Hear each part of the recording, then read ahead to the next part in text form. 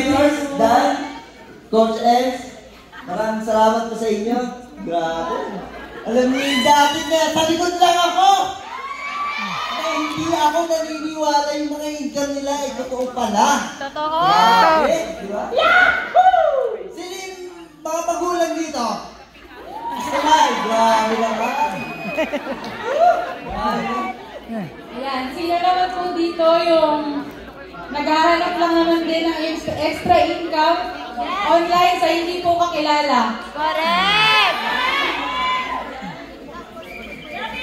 Sino naman po dito yung first time maka-attend din ng event? Ayan, at sumama din po sa hindi kakilala. Alam niyo ba guys, dati nasa likod lang ako sa Skydome. Diba? Yung tagapalakpak ka lang, sabi ko, ano ba nangyayari doon? Parang nagtatayo, tapos ngayon, andito na ako sa stage. Correct! Kumatayo pa ba? Nahibo ko hanggang ngayon. Grabe. Diba? Hindi ko may imagine.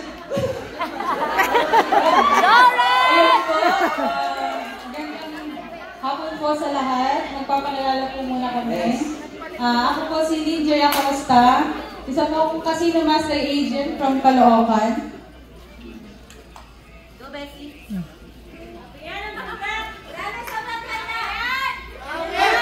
OMG! Ayun po, Wait lang. Hindi pa ako nagpapakilala.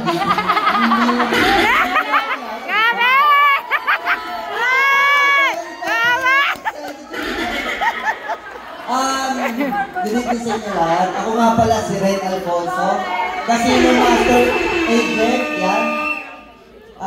Isa pong tatay, dakilang tatay na. Di ba po yung anak? Grabe yan! Ito yung anak namin. Pero ako po yung all the way, nagluluto lahat. Ginagawa ko para sa mga anak.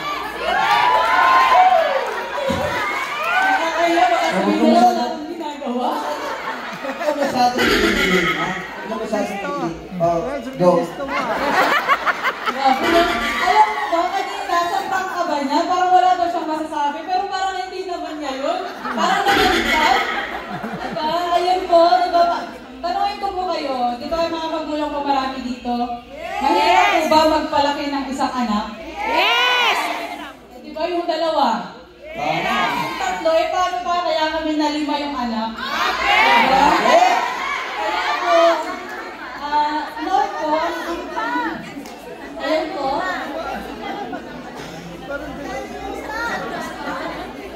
Ayan po sila, yung aming limang anak. Ayan. Kaya po, bago po namin makilala po talaga yung program, okay naman po, kahit kasi yung commission-based naman kami, kaya lang kasi alam naman po natin na kapag commission-based ang sahod mo, hindi po laging mataas. May time po na mababa, minsan po mataas. Kaya alam po, dumating po talaga sa point na humina na po pagpasok ng 2024. At syempre, hindi naman porque, diba, humina titigil na lang kami doon. Kaya po naghanap talaga kami ng extra income. Diba? Ngayon po, nakikita ko po yung program, yung intro, 2 years ago pa. Sa isa pong stranger na si Coach Charmaine na po namin ngayon. Ayan. Thank you so much. Diba? Yung nakikita ko po na nasa screen na income, nakikita ko po yan 2 years ago pa. Kaya lang po, siguro po dahil hindi ko pa kailangan nun, hindi po ako na ganun ka-interesadong malaman. Grabe! Di ba po nakakalungkot na pag tayo, hindi natin kailangan, hindi tayo naghahanap, na mag-aanap lang tayo kung kailan tayo maubusan. Tama! Di ba? Kaya po nung dumating yung time na naubusan po kami, talagang inalam ko na po. Di ba? Kaya lang po, nung napakinggan ko na last May, eto na, gustong-gusto ko. Nagsisi po ako sa 2 years. Grabe! Kaya lang, gustong-gusto ko. Kaya lang, yung asawa ko po negative. Oo, masyadong.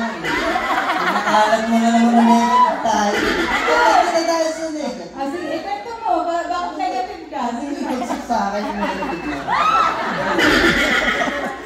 Guys, alam mo guys, kaya ako negative nung araw na yun dahil na-scam na po kami nung pandemic. Oh!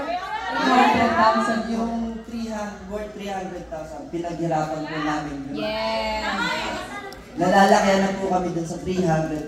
Kaya nagsisi po ako nung sabi ko, bakit nawala yung 300K natin na nawala. Tapos ito, ngayon ulit. So, sinubukan niya. Nag-try siya. Opo, isingit ko lang po, no. Yung 300,000 po na na-scam kasi po, nagtiwala po kami sa isang tao na sabi niya na magbibigay ka ng puhunan na wala kang gagawin. Kaya hindi po talaga totoo pag narinig niyo po na magbibigay kayo na wala kayong gagawin. Kaya sobrang po siyang nadala nun. Ayan, tapos inabot na po kami na sobrang daming problema. Lahat po na, ngayon ko lang po ipapakita to na sa sobrang daming po ng problema. Ang ganda mo dyan. Ayan po. Bakit yung ribbon? Ribbon ba? Ayan po yung mga panahon na ano ba yun? Sa dumi yan. Ayan po yung mga panahon na puno lang po kami ng problema na naubos na po yung mga ipon, nagkaroon na po ng mga utang. Kaya po, sabi ko hindi pwedeng ganito lang kasi syempre magulang kami, di ba yung anak namin, di ba? Ayaw naman namin dumating sa point na pati sila magsasakripisyo na. Tama. Ayan, kaya po kahit po natatakot kami, kahit nagdududa, ginawa po namin. Naka-ready ka? Pag may bisyo ka. Ayan, di ba? Kahit natatakot, nagdududa, nilaban po namin na gawin yung program. Kasi di ba, 2 taon kong pinapanood, puro na lang ba ako sana all? Kaya kung kayo matagal nyo na nakikita to sa Facebook, huwag yun ang patagalin. Tama. Di ba, ayan po. Next ko na, ayan po, di ba? Pero maybe ayan, di ba? Pero ito po, nung time po na napakinggan niya to, ayaw niya pa rin. Kasi sabi niya, baon na tayo sa utang, wala na tayong ipon, mangungutang ka na naman. Diba? Alam mo yung, sabi ko naman sa sarili ko, ano pa ikakatakot kung tumaya? Wala na nga kami, wala na mawawala eh. Diba? Kaya sabi ko, kung hindi natin ito pagdidesisyonan ngayon, lalo tayong mababaon hanggang dadating yung time na pati yung mga bata maapektuhan na. Correct! Kaya po ayun, kahit ayaw niya, dinala ko po siya sa office. Sabi ko, tingnan lang natin yung office kung totoong may office. Eh, sabi doon sa presentation, malaki yung office, parang hotel eh. Tapos sabi niya, baka mamaya scammer yan. Naku, pinagkamay na si Coach Erwin na scammer. Ang gandang scammer na niya. Grabe naman yung scammer, nagpapayaman sa amin na. Diba? Grabe. Tapos pagpunta namin doon, nagulat siya, natitignan namin yung office. Nilabas ko na yung card. Sabi niya, ano yan? Bakit meron ganyan? Diba? Pero wala na po nagpapigil sa akin, diba? Kasi pag may pangarap ka, wala talaga makakapigil. Ayan po, gawin ka program. Grabe, sa simula po, hindi po namin alam yung gagawin. Kasi sa totoo lang, hindi po namin to linya. Hindi po namin to porte. Diba? Pero dahil po meron mga trainings, diba? May mga trainings, tapos may mga coaches, may mga mentors na nag-guide na pwede mong pagtulungan ng lahat ng hindi mo alam, step by step, itinuturo na po nila. Kaya po, sobrang pong nakaka-proud na meron po kami mga ganyang coaches na kahit na sobrang busy po nila, diba, na nabibigyan nila kami ng oras. At ayan po, 3 buwan po kami sa program, nakapaglabas po kami ng brand new car.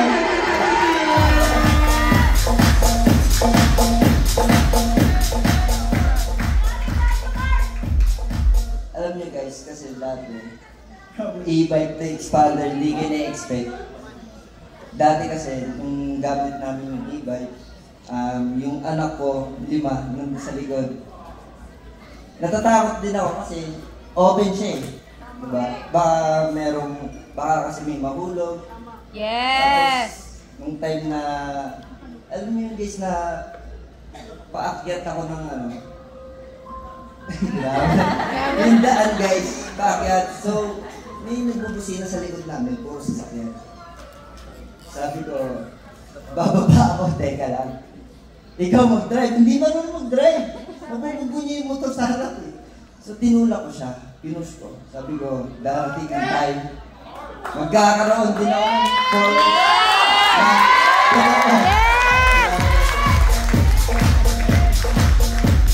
Grabe, dahil dito sa Elite Pro, binigyan kami ng brand new car.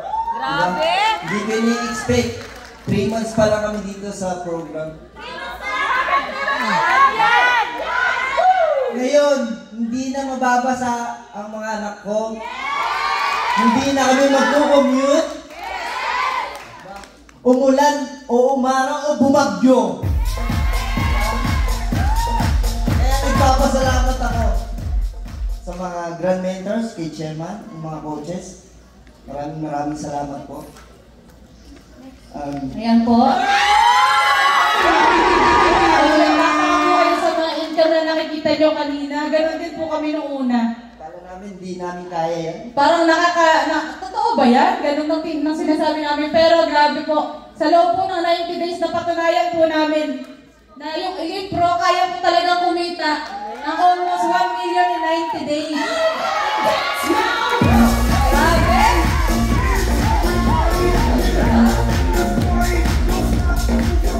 Grabe, parang dati nalulula kami pero nangyari pala, di ba? Alam mo yung dati na feeling mo na wala ka na, pero nakaahon ka. Diba? Hindi lang pati sa amin, pati sa mga anak, nakakatulong pala rin sa mga magulang, sa mga kapatid, na kahit hindi sila maingay, pag alam mo kailangan nila, ibibigay mo. Diba? Ay, sorry. Ayan po. Ayan po, sa 5 months na po kami dito. Nasa 1 million na po yung total combined income. 1.1. Grabe. Grabe, 1 million in 5 months! Ayun, hindi. Ayan. Hoy! Ay, grabe. Hindi naman po namin yan magagawa ng kami lang. Diba? Correct. Meron pong mga coaches at mentors, grand mentors. Ayun po, yung mga napaka-humble po na may-ari, sila chairman. Yes! Grabe po. Sa totoo lang, first time ko po makakita ng may-ari na binili na ganun ka-humble. Grateful. Yung first time ko siyang makita na nakipag-selfie, ako talagang huminto siya para mag-selfie kami. Last July po. Grabe po, di ba? Kaya yun, sobrang swerte po natin na ganito po yung mga leaders at may-ari na pinagbibilangan po natin na grupo. At alam niyo po ba kung ano yung na-realize ko? Ano? Na kaya ka pala nadadapa. Hindi po kaya ka nadadapa, kasi para matuto ka, para maging matatag ka, para makita mo yung magandang opportunity na naghihintay sa iyo. Ayun po, thank you so much po. Ito po ang masasabi ko, pakinggan nyo lang po hanggang dulo. Pakinggan nyo lang po hanggang dulo kasi yung magsasalita po sa dulo, Napaka-worthy. yan po yung tao na maraming natulungan dito. Kung gaano po kadami nakikita yung tao dito, mas madami pa po yung mga natulungan nila dito. Ayan